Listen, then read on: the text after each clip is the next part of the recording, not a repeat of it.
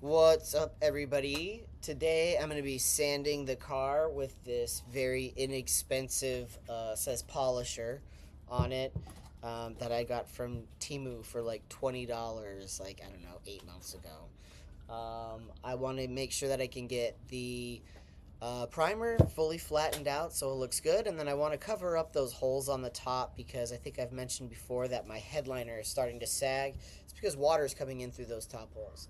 So I'm going to plug up those holes as well, but the goal today is to get as much of this primer sanded as I can while the neighbor's car is out of the driveway.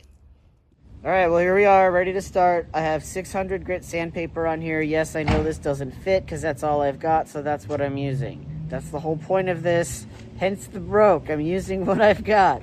Here we go. So I started sanding a little bit, and it was scuffing a lot more than I wanted to, which is actually okay, because I'm going to repaint it white anyway, and I wanted to fill in the orange peel from the previous bad paint job.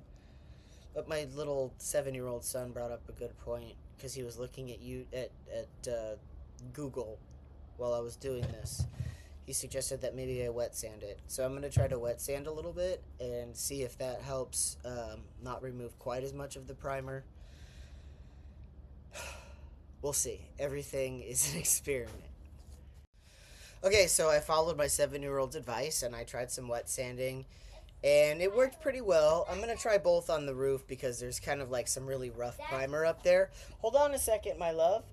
And then once I get that done, I'm going to find something. Maybe I'll put like a little bit of silicone or something I can pull right out that's going to plug the holes in the roof of the wagon, because every time it rains or if there's like moisture, it just goes right into those holes, right into the cardboard, right into the headliner, making it sag more.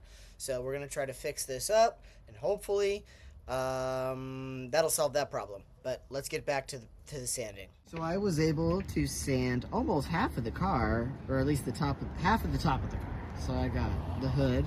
It's pretty smooth here. I had to really come back to this part though a couple times, and feels like I'm gonna have to come back again. It's still pretty rough there. You can see all the paint from the wet sanding. The verdict on that, I don't know. It really polishes it up a lot. I think it might be too polished for taking the paint. But I got most of this, at least first run through, sanded. I did find that there was some crazy repair that somebody made back here.